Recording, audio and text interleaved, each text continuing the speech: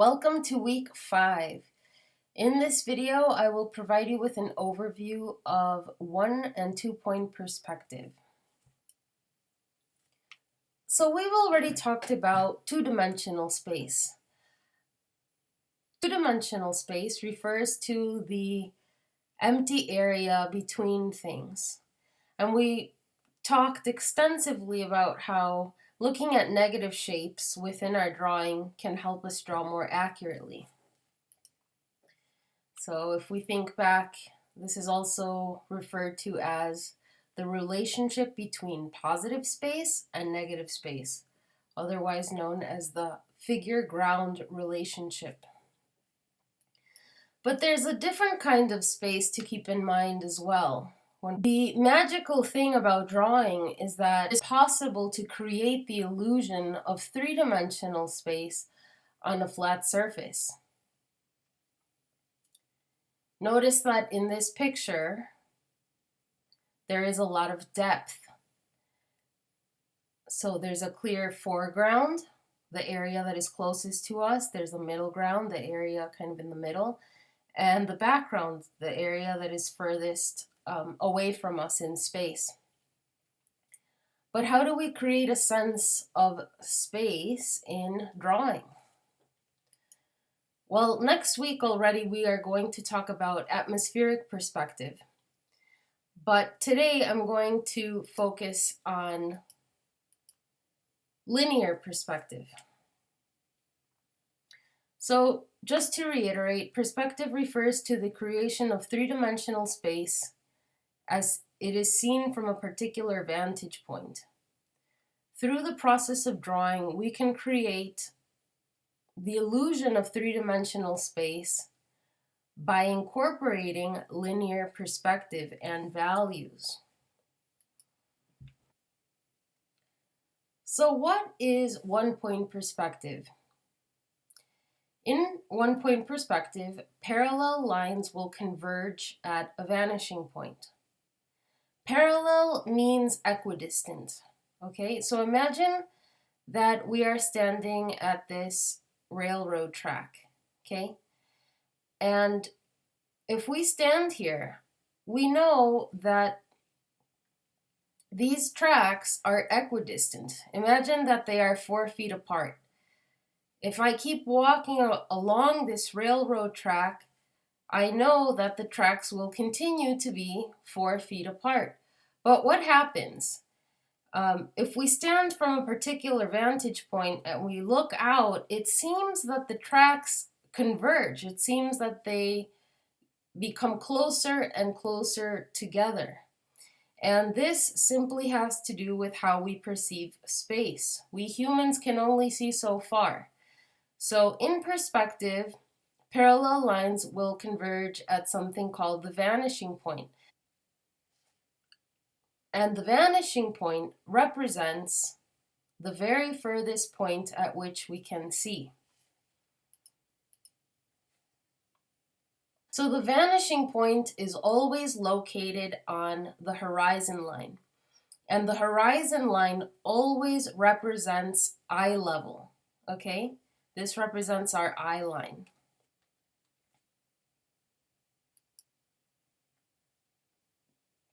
This picture represents a box drawn in one-point perspective. Notice that this front side of the box is facing us directly. A box in one-point perspective must be parallel to our eye line. Parallel meaning that if I tie a string to this corner and I tie a string to this corner, both strings are equidistant to my eye line. So in this case, the edges of the box converge at this vanishing point. Now here we have an example of two-point perspective. In this picture, the box is no longer facing us directly. The box is not parallel to my eye line. but rather it's turned. Notice that instead of looking at one single side of the box, I am now looking at the corner. You now have an example of two-point perspective because you have two vanishing points. So that means that the edges on this side of the box converge at this vanishing point, and the edges on this side of the box converge at this vanishing point.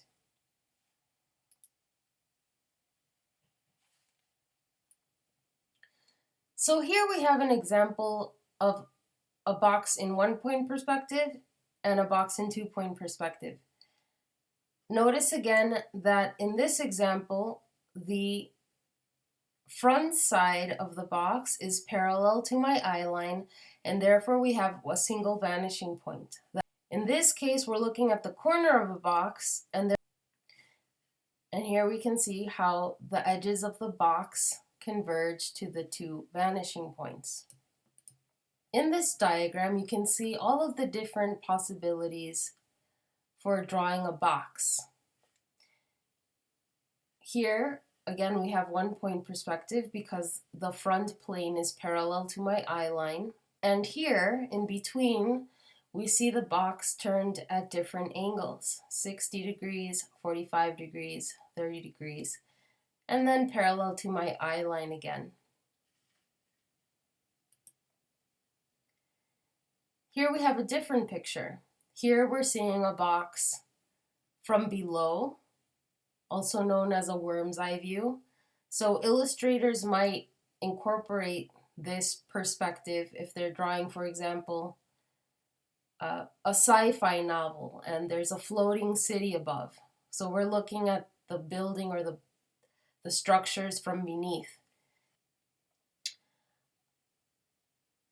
In most cases, you're going to see buildings at street level.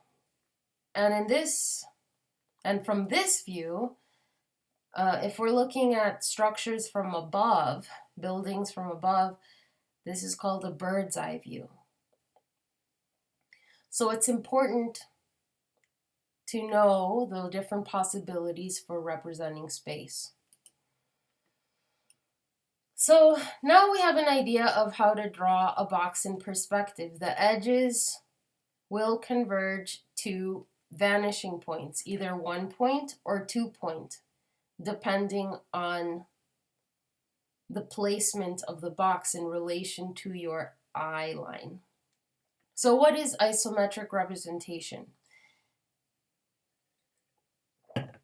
In computer graphics, it is a rendering of a 3D object that eliminates the distortion of shape created by true perspective. In isometric views, all lines on each axis are parallel to each other and the lines do not converge. Such drawings are commonly used in technical illustrations because of their clarity, simplicity, and speed of creation. So this means that in this view, the artist has deliberately kind of simplified the box, the cube, and has made all of these different distances equal. This is something you might see in architectural drawings, in graphics, but know that it is not representative of how we would ever perceive a box in real space. This is more representative of how we would see a box in real space. This picture represents how a beginning drawing student might draw a box if they are not aware of the rules of perspective. Notice how these two edges have divergent lines. That means that the edges go away from each other.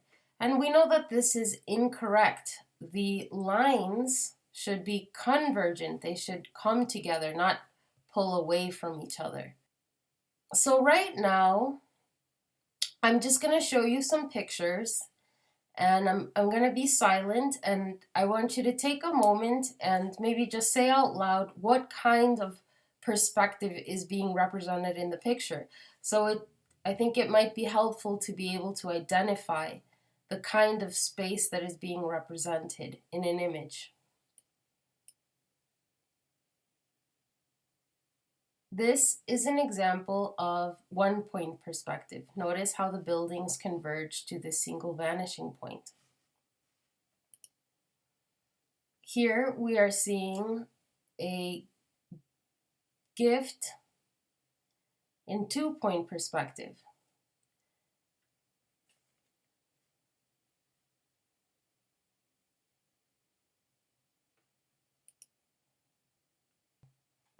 These benches incorporate one-point perspective.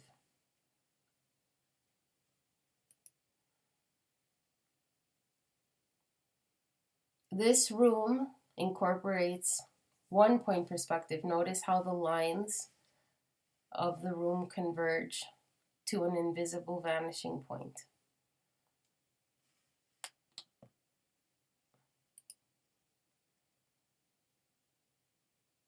This photograph includes an example of two-point perspective.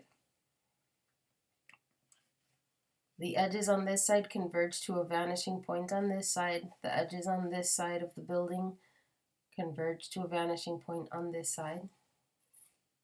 And now I'll just show you some drawings that incorporate one or two-point perspective.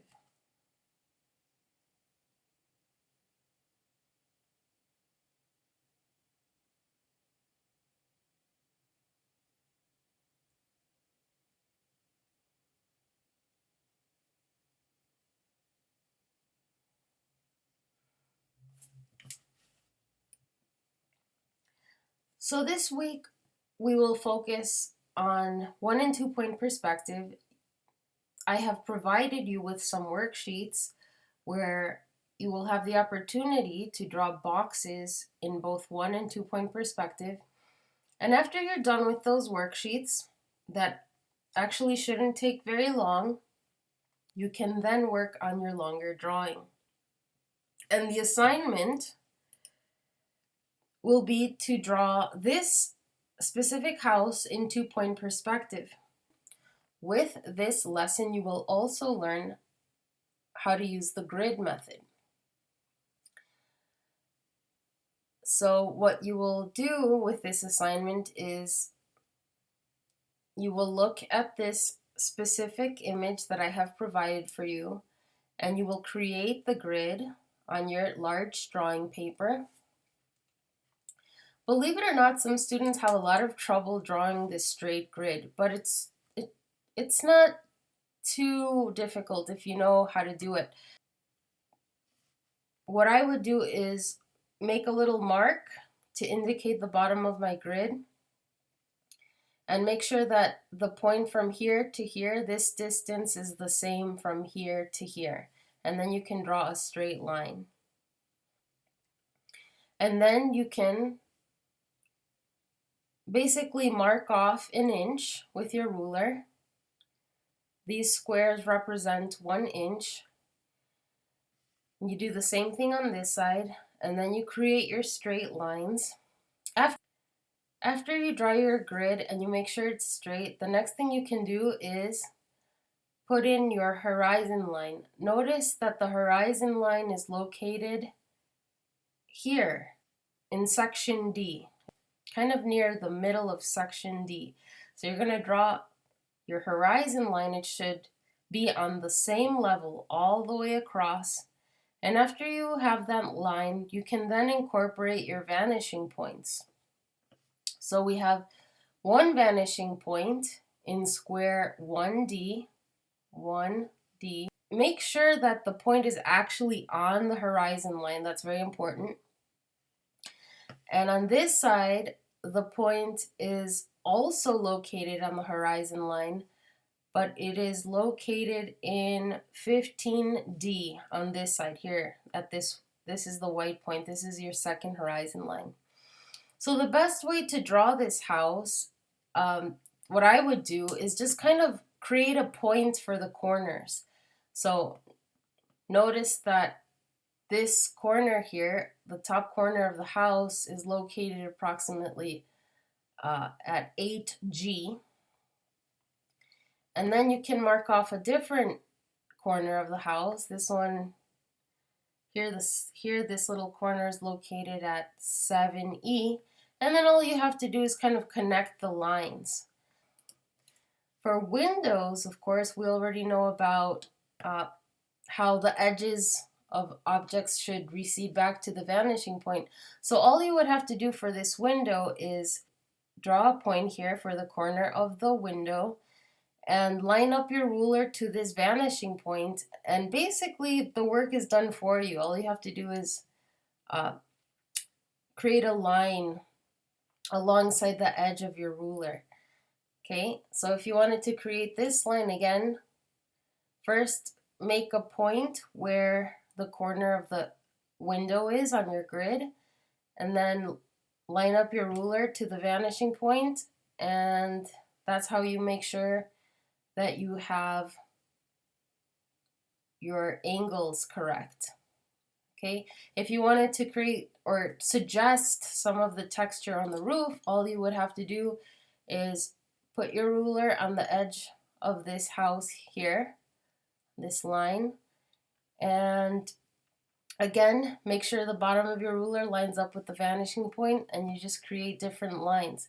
Your ruler should always line up with the vanishing point when you're trying to draw these angles.